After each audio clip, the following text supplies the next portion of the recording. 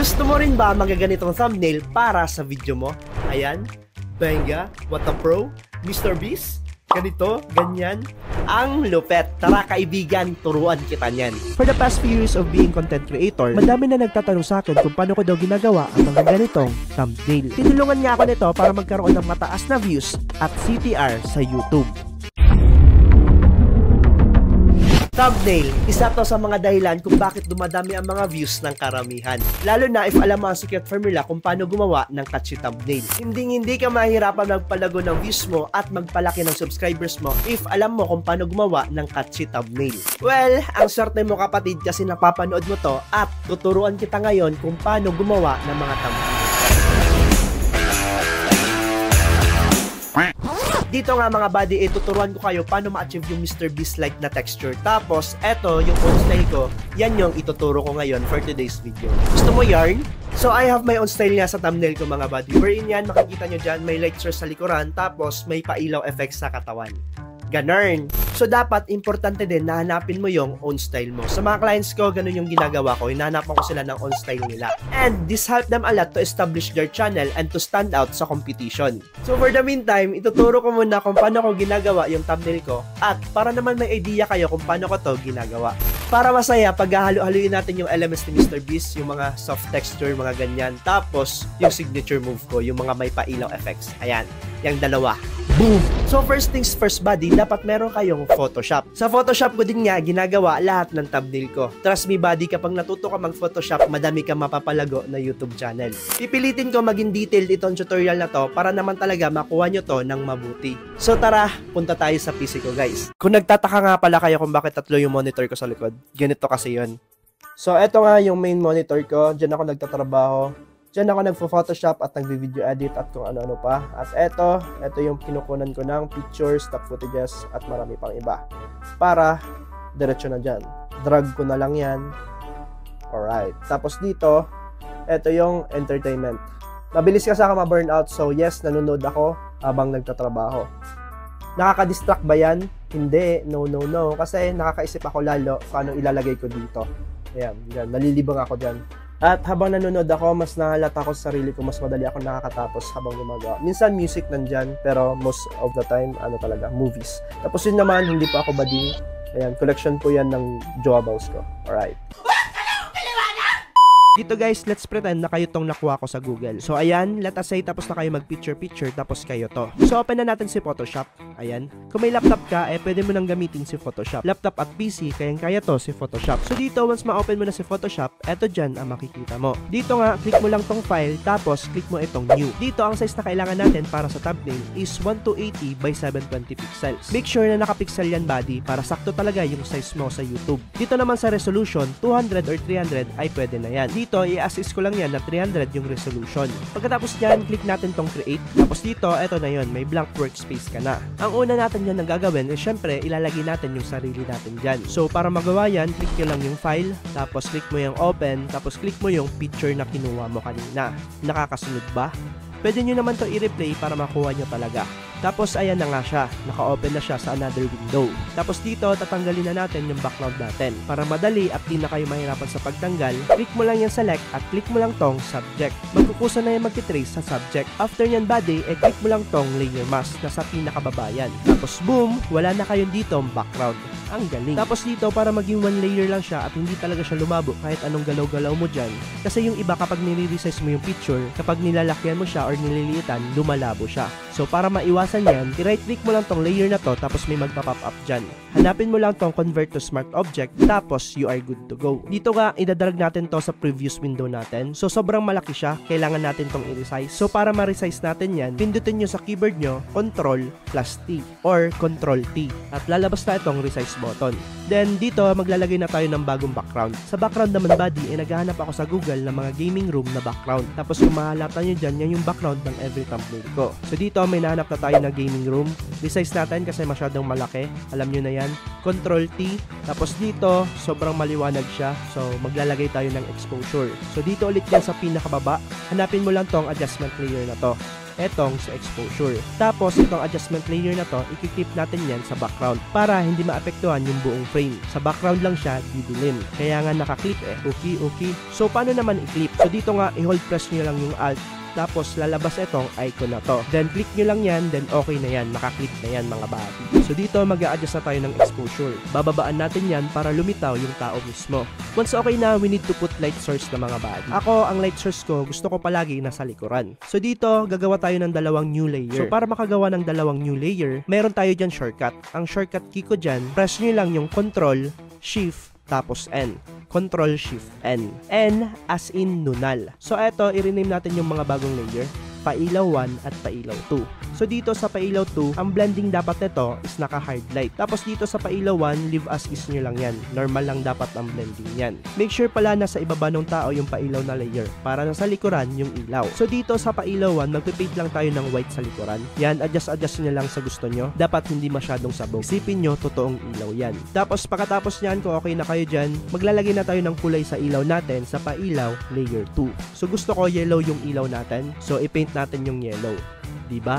Mabisa. So once okay ka na dyan, maglalagay lang tayo dyan ng text. Para makalagay ng text, i-type mo lang sa keyboard mo, Ctrl-T. Tapos dito, maghanap lang kayo dyan ng gusto nyong font. Tapos syempre, papalitan natin ng kulay. Tapos kung okay na kayo sa kulay at font, i-double click nyo lang yan. Tapos may lalabas na bagong window. Tapos dito, i-click nyo tong Bevel and Emboss. Ito ang silbi nito para magmukhang 3D yung text natin. Syempre dito, i-adjust natin yan para swak na swak sa font natin. Ayan, parang 3D na siya mga bad. So, eto na nga yung hinihintay ng lahat. Yung pailaw effects sa katawan. So, dito, gagawa lang tayo ulit ng dalawang new layer. So, dito, alam nyo na, Ctrl-Shift-N, Ctrl-Shift-N. Dalawang new layer yan. Dito, sa first layer, ang gagawin nyo is pipaint nyo to lahat. So, kunin mo lang tong bucket tool at ipipaint mo lang to ng black. Boom, didilim yan, pero normal lang yan body. Huwag kang matakot. Dito, para bumalik sa normal, i-click mo lang tong blending mode. Ang gagawin natin sa blending, hanapin mo lang tong screen. Ayan, dapat naka-screen yan. So, ayan, kung makikita nyo, bumalik na siya sa normal. So, dito, i-clip natin ulit tong mga layer na to. Tapos, yung mouse cursor mo, dapat nasa in-between ng mga layer na gusto mong i-clip. Kapag nakikita mo na yung symbol na yan, it's a sign na pwede mo na siyang i-clip. So, kung hindi ka dito makasabay body, may visual ako na pinovide sa secret sauce ko. Doon, tinuro ko talaga lahat. As in, lahat. Sa paggawa ng channel the right way, pag-upload ng videos, paggawa ng thumbnail, pag-edit, at marami pang iba. So kung gusto nyo yung secret sauce ko, link in the description below, baka naman. Dito nga, ang gagawin na lang natin is mag-a-add tayo ng gradient color. Dito ulit yan sa ibaba. Siyempre, adjustment layer yan, nasa ibaba yan. I-clip natin yan ulit. At dito, pipili na tayo ng color. Siyempre, kung anong color ng background, dapat ganun din yung color ng gradient natin. So okay na, match na yung color sa background natin. So dito nga sa tatlong bagong layer natin, sa gitna tayo magpipaint ng ilaw. Dito, I am using brush tool na naka 0% smoothness. Tapos smudge tool para ma-distribute ko evenly yung ilaw sa katawan ko at mukha ko. Dito, ang kulang na lang is another adjustment layer. Yun nga ay si hue and saturation. Ito yung parang sinang effect kapag may ilaw. So tara, lagay natin yan. Again, i-clip natin yan dito sa subject para siya lang yung maapektuhan. Tapos dito, i-click nyo lang yung Control-I para dito, easy to paint lang tayo. Kapag nga pala mag-e-erase kayo dito, kapag naka-Control-I kayo, just press X para mabura nyo yung na-paint nyo. Tapos press X ulit para ma-repaint nyo yung gusto nyo. So dito, tara, maglagay na tayo.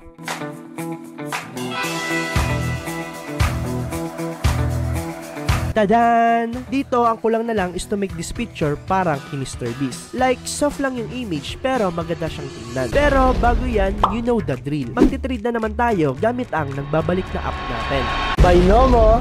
Yes, madami sa inyo nagtatanong kung nagtitrade pa ba ako dito kay Binomo? Or boy pa ba si Binomo?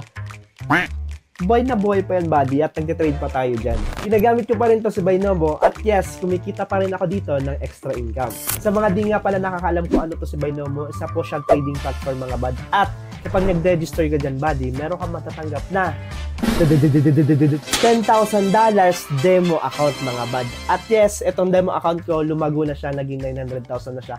Kaka-practice mga buddy. So tara, trade tayo dito kay Binomo. Dito tayo sa real account natin, boom, click natin to si Crypto IDX, ayan, makikita nyo dyan yung mga currency pairs, mga commodities, company stock, at marami pang aba. Tapos dito, tingnan natin to sa profit, ito yung pinipili ko si Crypto IDX, kasi tingnan mo naman yan, 83% yan body. So dito, tingnan natin yung graph, tapos yung time frame ko pala, 5 seconds, para mabilis lang yung pagbabataas ng chart. Dito sa mga analytical tools, hindi ko muna yun i-discuss sa sunod na video na yan. Tapos tara, mag-trade na tayo dito, mabilisan lang. Ito, 5,000 agad body. Pang bardagul agad. Welcome back Binomo, 5,000 agad. Dito as you can see, yung graph is all-time low. Di naman all-time low, mababa lang. So, alam na this. Pag mababa ang market, buy na tayo. Baba mo pa? Baba mo pa, pre. Dito, timing lang talaga. May hinihintay kasi ako. Dito ang indicator tool ko. Sa mga nakasubaybay dyan, alam nyo na yan. Wait lang. Patience is the key. Wait. Hindi pa. Kailangan mo talaga dito maghintay, pare. Kung wala kang patience, hindi ka dito mananalo. Ayan, as you can see dito, tumataas na siya. Pero may ibababa pa yan. Ito, tataas na yan. All-time low na eh. Bagang! 5,000 pesos is on the line. Dito mga bad, habang naghihintay tayo kung profit nga ba to or hindi. Ayan, may 5,000 pesos tayo dyan. Ay, ito pala. Yan. Explain ko muna sa inyo kung ano at paano si Binomo. Basically, buddy, si Binomo ay trading platform nga siya, pero beginner friendly. Hindi siya mahirap gamitin. Ang iintindihan mo lang dito is si up at si down. Magpre-predict ka lang kung yung chart ay tataas or bababa. At yes, meron dito mga strategy para mabawasan yung talo mo. At speaking of talo, kapag may talo, syempre may risk, buddy. Kaya, para mabawas-bawasan yung risk dito, kailangan mong pag-aralan to ng mabuti mga bad. Hindi to basta-basta lang. Mag-explore ka dito kay Binomo, gamit muna yung demo account mo. Huwag ka muna mag-real account, buddy. Mag-practice all you want ka muna sa demo account mo, buddy. Katulad dito sa akin, na pa 900,000 ko na yung demo account ko. Bago ako pumasok sa totoong pera. Gets ba? Kapag kuha mo na yung galaw ng chart, saka ka pumaldo. Okay? Sa trading, buddy, hindi mawawala yung risk. Tandaan nyo yan. Tapos doon naman sa mga nagre-reklamo na hindi daw maka-withdraw dito kay Binomo, baka may mali kayong ginagawa. Kasi diba, dito sa account natin ay may bonus tayo na pera. Bawal natin yun i-withdraw. Ang kailangan natin is mag-trade ng same amount para maka-withdraw tayo. Okay? Gets na ba?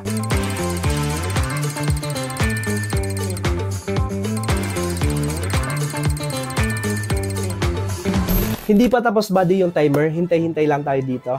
Pero dito, confident ako na mananalo tayo kasi nasa pinakamababa yung market, which means wala na yung pupuntahan. Tataas na yan. So, panalo na to. Paldong-paldo na naman. Ang layo, oh. Tingnan mo. Nandito yung open natin. Nasa sobrang taas na. Sure win, mga bad. Eto na. 8, 7, 6, 5, 4, 3, 2, 1. Boom! Plus 9,150. Plus 9,150 nga yan, mga bad. Tingnan natin yung balance natin, mga bad. Eto na siya. 29,000. Dating nasa 20k lang yan, mga bad. Ang galing! So, ganun-ganun lang. Meron tayong 4,000 na profit agad yan, mga buddy. Try nyo na dito mag-trade kay Binomo. Link in the description below. At tara, bumalik ka tayo sa video. Bye-bye! To make this look like Mr. Beast thumbnail, yung parang soft and animated siya, kailangan nyo muna i-flatten itong image nyo. Dito, after nyo ma-flatten, make sure dapat di nyo mapindot ang Ctrl S or save. Kasi baka ma-save nyo yung flatten image at mawala yung progress nyo. Dito nga kapag flat na siya, ito lang yung gagawin nyong sunod. I-press nyo lang sa keyboard nyo, Ctrl Shift A. Tapos magpa-pop up etong bagong window. Ang tawag nga dito ay Camera Raw Filter. Tapos dito, ikaw na bahala magtimpla ng ilaw, highlights, and shadow. Yung ginamit ko dito is hindi yan yung permanenteng ginagamit ko. Kasi iba-iba yung ilaw at kulay ko for every thumbnail. Dapat dito magaling talaga kayo magtimpla ng kulay. Basta ang goal mo dito is to light up the picture. Yung lilitaw talaga siya. Tapos dapat mas strong yung highlights mo. In this case, yung color ko is yellow. Dapat yang yung mas makulay. So dito guys, para maging soft yung picture natin katulad kay Mr. Beast, etong si color noise reduction lang ang gamit natin dyan. As you can see dito, wala siyang masyadong color noise. Dito nga parang blended na lahat. Looking like those high quality thumbnails na nakikita natin sa YouTube. So dito tingnan natin yung before and after. Before and after. Ang galing! So yun lang, sana nagkaroon kayo ng idea at nakatulong ako sa inyong mga buddy. Kung gusto niyo matuto kung paano ayusin ang YouTube settings nyo at paano magkaroon ng madaming views, click mo lang tong mga videos na to sa YouTube channel ko. Hanapin mo lang yan, buddy. See you sa susunod. Until next time, bye-bye!